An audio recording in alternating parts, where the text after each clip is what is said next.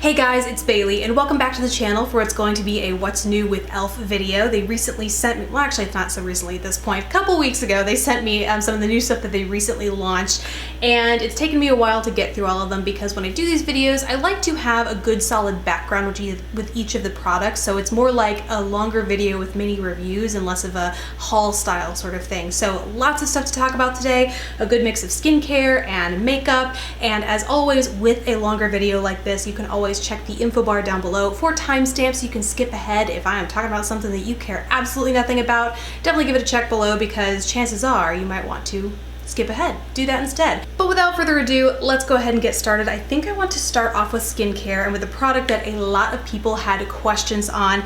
It is the Hydrating Bubble Mask. So this guy retails for $14, which is getting up there for e.l.f. However, with mask type products, I personally can kind of justify that because they are supposed to be sort of a super surge of highly active ingredients that you really only use once in a while. However, I will say that this reading from the back of the product says this hydrating and nourishing gel transforms into a bubble mask on the face, bubbles foam to remove excess dirt and cleanse pores for glowing, healthy looking skin. So initially I thought this was like surge of hydration, but it kind of sounds like it could be for more regular cleansing because it's for removing excess dirt and cleansing pores. Even at that though, I have been giving this a go once, maybe twice a week, especially since the weather has been so variable here in Texas. However, I have combination skin, so when I first got this I thought I probably won't get a whole lot of good out of this, and let me know if this is just me. I have found that I moved from Texas. This is my first kind of Texas winter in a very long time, coming from Chicago, and I find that the cold snaps here, when it goes from being beautiful 70s and 80s down to, you know, 30s in the morning, 40s, and exposing my skin to that, my skin almost reacts more extreme and like it dries out faster. It just has a more extreme reaction and becomes more sensitive, more so than when I lived in Chicago and it was constantly cold and frigid. And maybe it's because of how I am changing my skincare routine as a result for kind of the long-term warmer weather, but I don't know. I found myself needing this. Bottom line is, despite having combination skin, I did find a use for this and found myself using it out of necessity and not so much just because I really wanted to give it a try and see what a bubble mask is all about. So there was a real opportunity for me here to understand just how much this might hydrate skin. And so the directions are to push down at the top. This is one thing that I absolutely love about this product is the dispenser. You can see here it's one of these where you press down at the top and there's a hole in the center where the product will come up, and I find that it's just way more hygienic. It's going to extend the life of your product because it's not exposing it not only to the bacteria on your hands but also the air. It can kind of break down the integrity of a skincare formula, and so rather than having your fingers or a spatula, something like that, it comes out this way. I love that. So you apply this, a very thin layer, to slightly dampen skin all over, or you could do it wherever you need it as well. If like me, you have combo skin and only find you need it in the outer perimeter where you tend to have dry patches, totally cool as well. But once it's on that damp skin, it's going to bubble up, and you'll see here in the demo, these are not small bubbles, folks. It's like you have a layer of foam on your face, which is kind of cool. It's definitely a pleasant sensation. It's not like, you know, some dangerous reaction happening on your skin. It's nice, it's pleasant. And then once those bubbles have dissipated, they go from being, you know, super white and foamy to translucent. They just kind of die down a little bit. Then you massage the rest of it into your skin with your fingertips. You rinse away with water and you pat dry like you might with any other skincare product that you need to wash away.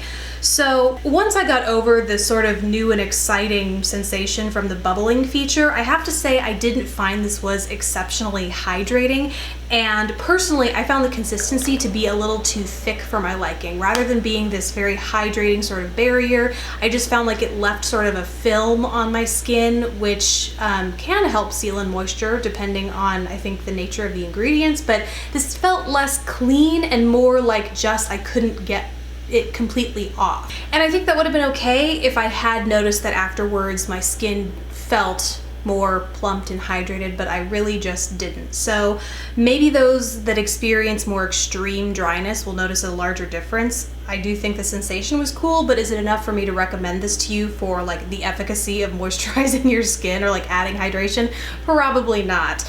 The same unfortunately kind of goes for another skincare product they recently launched, and this is their Hydrating Gel Melt Cleanser. I'm very into the idea of those like cleansing balms where you just start with the balm, you massage it into your skin, and it kind of melts away the makeup because it's oil based, and you massage it in and then you rinse it off, and it's kind of a 2-in-1 where it leaves your skin feeling cleansed, and it's especially good at removing your eye makeup but not feeling stripped. So I was kind of hoping that's what this would be, but you open it up and you can see it is this clear kind of jelly. Well, you really can't see anything because it's a clear kind of jelly, but it's a very thick, it's like Vaseline. It's like if you were to stick your finger in a tub of petroleum jelly, as opposed to what I thought it was going to be, which is more like a hyaluronic acid, like very thin, watery type formula.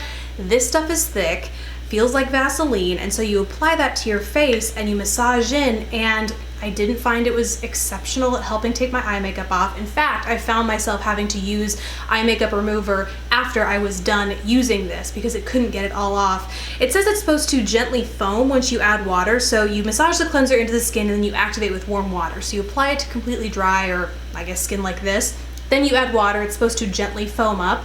I did not see that kind of activation happening. I tried it with my hands, I tried it with the contraption that I'm about to talk about here, and I also tried it with my Clarisonic, the new Fit, I think it's called, this little kind of pod guy. I could not get a really good foam out of this, and kind of like with the bubbling mask, I felt like it just left a thin film over my skin. Maybe it's the perception because it is kind of that thick Vaseline feeling that it just kind of left a heavy layer on my skin, but especially having combination skin, that is the last thing I want, because in my mind, that layer equals excess oiliness, greasiness. It's just like something I do not need. I want to replenish my skin with a thin layer of very comfortable feeling moisturizer, nothing super heavy, and I just felt like this was a little too much for my skin. So once again, it could be great for dry, very dry skin, especially here in the winter, but I just didn't feel like it helped my skin out at all. Which leads me into the final skincare product, or more like a skincare tool that I want to talk about. It is the Cleansing Duo Face Brush. On one end you have these longer bristles, then in the other end here you have this blue silicone type thing with these shorter bristles, kind of like a mascara wand almost, but far more flexible. They're definitely not rigid by any means. And basically the brush head look inside is supposed to gently clean deep into pores, so the website says, whereas the blue side is supposed to massage and exfoliate the skin. So, and before I forget, this retails for $14 too, but these, to start, the bristles over here are very soft and very flexible. So I actually think this would be more beneficial for exfoliating, especially for those with super sensitive skin that want very light exfoliation, and something like a Clarisonic head or any of those other gyrating skincare tools might be a little too much. This is super soft. A little too soft for my liking. I personally don't have sensitive or sensitized skin, so I can handle a little bit more and prefer a more extensive exfoliation, but this would be a great option for those with super sensitive skin that just want a little bit of help in the makeup removal / exfoliation department. The silicone head, however, didn't notice anything huge with this. It was kind of, you have to be very gentle because these bristles are kind of like, this pad is so shallow. You can't really press in hard, otherwise I found it drug against my skin, so it wasn't super comfortable unless I was very soft and gentle, and I found that it just did less exfoliation. Like, it just didn't get that out of it. It was more kind of stimulation, I guess, if that makes sense. Overall, not something that I am absolutely in love with for my skincare routine, but like I said, those who have more sensitive skin might really want to look into this because it could be a great alternative for you with these softer bristles. Now on to the exciting stuff, what I think is really exciting. That is the makeup. I want to start first with the Total Face Palette. This is kind of their typical, square kind of compact where you have the interchangeable little guys on the inside, just in a beautiful kind of like plated, I mean, it's not plated, it's silver. It's plastic and silver, but just looks very sleek and smooth. However, attract fingerprints like you wouldn't believe, or maybe you would believe it, I don't know. So inside here, they call it a 3-in-1 palette because it highlights, blushes, and bronzes, although there are 4 pans in here, you'll notice. So basically you have this bronzer, it's a satin finish bronzer, and despite looking really soft and pale in this, I found it was very buildable. These are all very soft powders, and so right off the bat I thought, well, I'm really gonna have to layer this up for it to show up on my skin. Not the case. I was very surprised to find that I was just using a normal bronzer brush, something very similar to like this one from Real Techniques, which is the blush brush. Dabbed it in there, went to town bronzing, and found that it built up really quickly. So right when I opened this up, my gut was to say, well, that's really gonna suit like just fair people with fair skin. But I would say fair, light, maybe even into medium. It has more versatility than I gave it credit for. And then there are two different matte blushes. Once again, these look very subtle as well, but they are very buildable. So you have a peach and then you have a pink. And then up here in the corner, you have a highlighter, which is a gorgeous highlighter. Again, it's just seeing these in the pan doesn't do it justice. In fact, I gotta be honest, I think seeing them swatched doesn't do them justice. It's not until I started to use them, which hopefully you can see in the demo that I'm showing right now, it's not until I used them that I really appreciated the kind of quality and pigmentation that these guys had. So it retails for $8. I have to say, I would recommend it. I think it's a great all-in-one face palette that even gives you some versatility with the shade of your blushes. I just think the major downside is going to be the lack of range it has for those with pretty much medium skin tones and above. But I'm hoping that because this is it's not just the total face palette, they've actually called it total face palette, and it's called soft and subtle, I think. So I'm hoping that they're going to expand this to something for deeper skin tones, that this is just going to happen to be the palette for lighter skin tones, kind of like they have with the contour palette. I think they just started with a lighter contour palette and then expanded into a deeper, so it stinks that it's not all out at the same time, but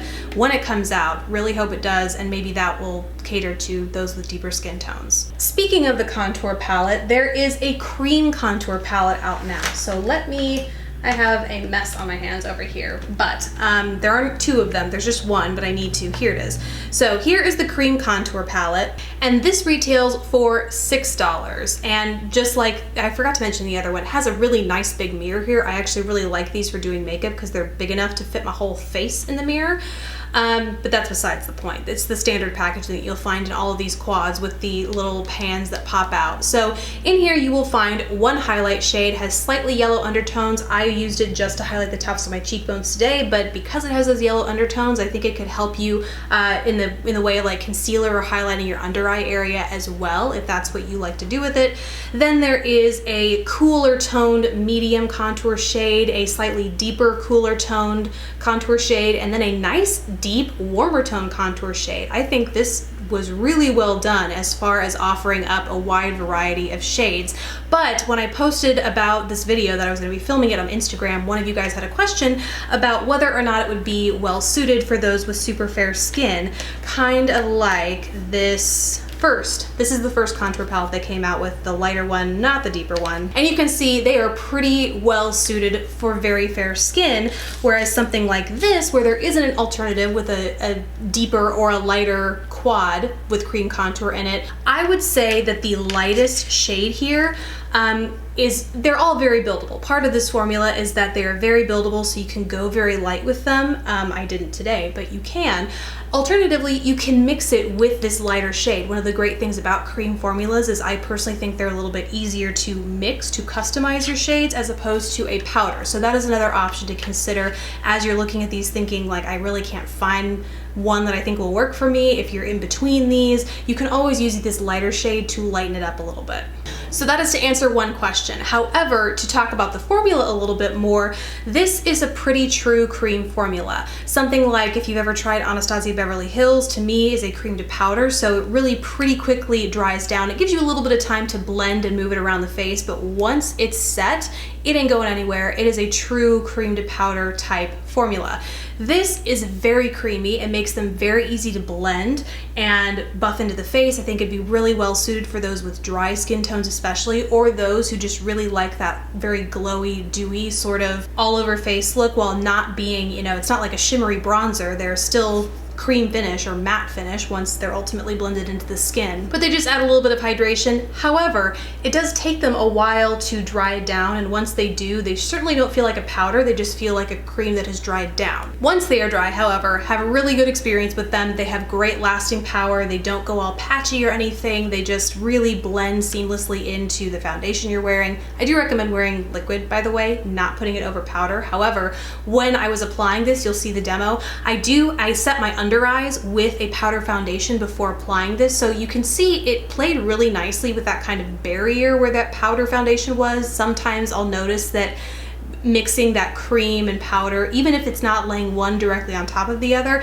just butting them up against each other will really mess with that consistency of the powder, and that didn't happen at all with these products. However, the one thing, because it's not a cream to powder formula, you have to wait with applying your blush if you are applying a powder blush. You can kind of see, maybe you can't, maybe I was able to fix it, but one thing that I noticed as I was going over my cream highlight and contour with a powder blush is that it went on a little patchy, and so hopefully I was able to fix it. It's just kind of a pain in the butt to have to wait for this to dry so that you don't get a patchy application. So it can be done, and ultimately if you do apply it over sort of a tackier product, it's gonna make your blush last all day. But if you don't have that kind of time, you know, to go and blend and buff and blend and buff, it's just, you know, it just depends on what you're after. So that is the contour palette. I think we are almost done, actually. I think we have two, no we're not. That's a bold-faced lie. No, we're not. I want to talk about lips, and I have quite a few lip products. The first of which is a lip palette, and I am not a lip palette person, but they recently came out with the Runway Ready Lip Palette. It has lots of assorted lippies in it. I am actually just wearing one. It is this beautiful, not really plum, it's sort of a true purple, but I was so excited by the fact that you not only get, you know, great pinks and nudes. Serious glare off this. Sorry guys. Hopefully the swatches make everything look a little bit better, but you get the soft pinks and the nudes, but you also get, you know, the beautiful reds, the burgundies, and then this super fun kind of violet that I'm wearing right now. And they have great pigmentation. It even comes with a lip brush that I use to apply the shade that I'm wearing. It's a nice, like, it's not a rinky-dink size, it's an actual big grown-up brush that you can use to apply your lip product, so that's an awesome addition to this palette. And I'm just overall very impressed with the consistency. For the most part, they are a thicker formula, even though they look very glossy in here. They do dry down to something that's a little bit more of a balmy finish. It really sinks into the lips, wears really comfortably, and has surprising lasting power given the fact that it's not, you know, billed as a long wear lipstick or a lip stain or anything like that. I can do a good amount of drinking and light eating with this on and still notice that it's on my lips. The finish might have worn off, like it doesn't look balmy, but the color itself is still really nice looking on my lips. So there's a mirror in here, great for applying on the go. And the other great thing about lip palettes in general is that they do add a level of versatility because you can kind of mix and match your lip colors. Something to think about if you, I don't know, get bored, you just want that added versatility, or you want something that's great to travel. This is a pretty dependable lip formula, and it's only $8, so you get, you know, 6 shades, $8, lots of room to play with this guy. And last up for lips, actually last up for the whole video, is our 4 new lipsticks that are part of an entirely new lip line from the Beautifully Bare collection. They are the Satin Lipsticks, and they are basically lightweight lipsticks that are supposed to be infused with vitamin E and shea butter, things like that, to really help hydrate your lips. But they're kind of sheer. They're buildable, but what they're supposed to be is sort of a sheer wash of color across your lips that really focus more on hydration, moisture, sort of treating the lips while also adding a hint of tint. So there are 4 shades. There is Touch of Nude, which is a sort of soft nude pink. On me, it's kind of a Your Lips But Better sort of shade. There is Touch of Blush, which is significantly deeper than Touch of Pink, but I would say it's in the same vein, maybe a little bit more brown to this shade than the pink. And then there is Touch of Berry, which, as you might have guessed, is a beautiful berry shade, but don't be, if you are not a bold lip color person, don't be put off by how this looks in the tube, because like I said, all of these apply pretty sheerly, although they are buildable, so you can wear this as just a nice hint of color across the lips. Overall, I think these are really good at moisturizing. I think even better, you know, there's been kind of a trend in the drugstores or more affordable lip products of similar products coming out, namely like the CoverGirl Oh Sugar lip products. I like these much more than those. I like these more than I like the Balm. I think I talked about them in my most recent What's New at e.l.f. video. They're kind of like the baby lips but tinted. I like these far more than those. One, because they have sort of the traditional lipstick head, which makes it more or easier, I think, to get a more precise application, especially since those were very pigmented. Some of them were very pigmented, but they had this blunt top to them, so it made it very hard to kind of get a precise application. Not the case with these, and I just find that these are my lips while also providing that same burst of color. They are lightly scented, just a hint of sweetness that does kind of translate into a light taste, but it's certainly nothing overwhelming. If you have Obviously, if you have any scent or taste sensitivity when it comes to lip products, you probably won't like these, but if you can tolerate a little bit of a moderate scent or taste, I don't think these are gonna be a problem for you. And they don't have like a chemically kind of tinge to them either, so that helps as well. So overall, those are all, or some of the new products that e.l.f. has recently launched. I haven't tried the new, I think they're called clay eyeshadow palettes, something like that. They do have a new kind of smaller or set of shadow palettes that are smaller. They contain like 4 or 5 colors in them. Haven't had a chance to try those, but really would love to, so I'll keep you updated if I do. But besides that, really hope you guys thought this video was useful, got to learn about any new products that you've been curious about but wanted to hear a little bit more about before taking the plunge and purchasing them, since it's sometimes hard with e.l.f. products when you can't see them and try them in store. You have to put some faith in your online order. Hope this could help you out with that. Please don't forget to subscribe if you haven't already, and I will catch you guys in my next video. Bye.